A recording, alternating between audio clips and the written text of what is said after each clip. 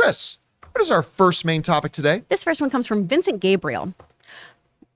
Magandang, umaga? Did I butcher that completely? John and crew, I have been really excited to see Easter Sunday, but I've also been a bit nervous about it because the trailers haven't been nearly as funny as I'm used to seeing Jo Koy be. And Thursday's show, you mentioned you were going to see it, but I didn't see an out-of-the-theater review for it. Did you end up seeing it? And if so, what did you think? Salamat. All right. Thanks a lot, Salamat, Vince. Appreciate that. Yep. Went to go see Jo Koy's Easter Sunday. Now, just a little bit of context here. I, by a mile, believe Jo Koy is the funniest, singularly, the funniest man in America. He has been my favorite stand-up comic for a number of years now. Now, granted, I have married into a Filipino family. So, I mean, a lot of his humor hits a little bit better for me just because I'm in a Filipino family. But still, I absolutely think he is the best stand-up comic on today. And I think he's the funniest man alive. And so they showed us a preview for Easter Sunday at CinemaCon. And it wasn't so good. I mean, it was just a trailer they showed us, but the trailer wasn't great. But Jo Koy came out to do the presentation of it, and Jo Koy slayed when he was out on stage live, like at CinemaCon. It was crazy good, but the trailer did not look great. So I go in to watch this new comedy movie of my favorite comedian, the guy I think is the funniest man alive, and my wife, Anne, who is Filipino, broke out her Filipino flag jacket. And, you know, so we went down there to go watch it. Oh, no. It is the worst movie of the year. No. It's the worst movie of the year. And listen, there's nothing offensively bad about it. It is just the pure absence of anything good. Like it's Let's go, Filipinos. We got it. It is so unfunny and like nothing. And this is coming from the guy, which really shows you there's a difference in mediums. There's a difference between being the funniest guy in the world when you're standing on stage and it's you, a spotlight and a microphone, which he is, and then trying to translate into the movies. It's not easy, but it's also like the worst constructed movie I've seen in years. Like there's like 8 or 9 different subplots. Rob, I was telling you before the show started, I couldn't tell you what this movie's about. Like a good movie, I can tell you what it's basically about in 30 seconds. I can't do that with this movie because there's like 8 or 9 subplots going on. And I never know which one is the main important one. It's like, give me the elevator pitch. How many floors do you got? Yeah, exactly. And then in the middle of it, they have like a 4-minute car chase scene. I mean, what does this have anything to do with the movie? Like if they had stuck to 2 main plots, which is, you know, Jo Koy, he's got a son, and he's a little bit detached from his son because he's never there for his son. And him and his son, he's divorced. Mm-hmm. So him and his son are going up to a Northern California city where all of his Filipino family live and where his mother lives to go and spend Easter Sunday there.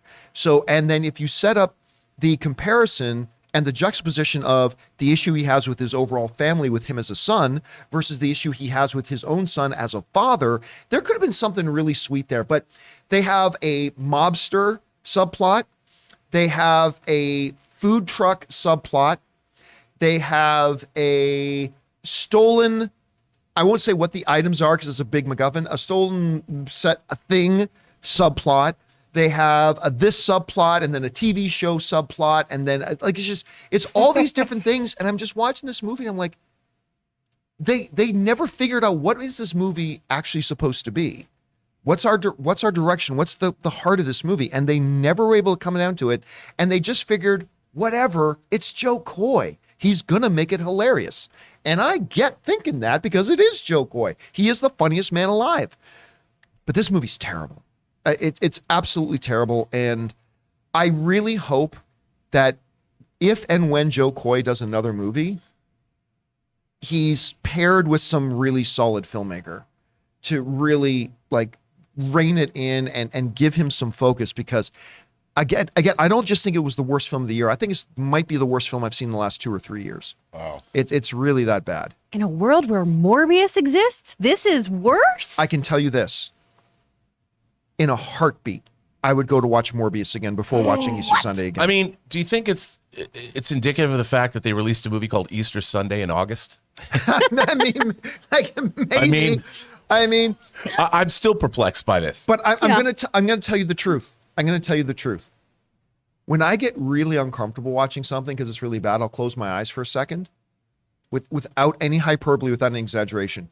My eyes were probably closed for about 40 minutes of this movie because it's my favorite comedian, and I'm just like, I can't watch. It was bad enough that I had to hear it, but I'm like, oh my god, it's that bad. Yes. 1,000,000 times, yes, I would watch Morbius again. Dang. 20 times I would watch Morbius again before watching this movie. That sucks because getting comedies into theaters, let alone comedies like this, right? Where we're having such a wonderful, diverse cast telling their own stories. This is a really big bummer to hear because I want comedies to thrive theatrically. I want to go see a comedy on the big screen and have the best time. It's my favorite comedian doing Filipino stuff. So I don't know if Tito Sonny and Tito Tony are going to disown me now. I go in there fully biased, ready to love this movie and call it the greatest comedy in the past 5 years. And it's so disappointing. Anyway, guys, question is for you. Did any of you had a chance to run out and see, unfortunately, Easter Sunday? If so, what did you think? Maybe you thought it was great. That's the beautiful thing about movies, man. The subjectivity of it. Maybe you watched it and it really hit you the right way and you had a great time. I hope that you did. I am jealous. I wish I did too. Whatever your guys' thoughts on the movie are, jump down to the comment section below and leave those thoughts there.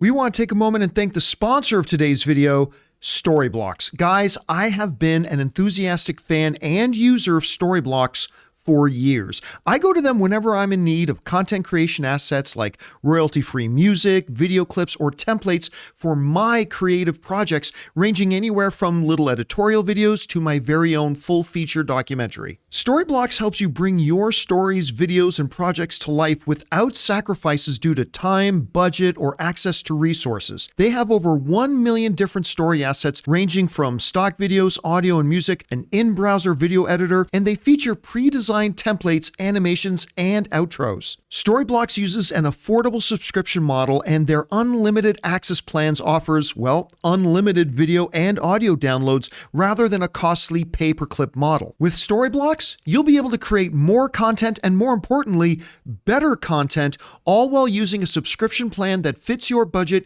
utilizing unlimited downloads of demand-driven and diverse content. So if you're interested in upping your content creation game, head over to www.storyblocks.com/Campea and get started today. That's www.storyblocks.com/Campea.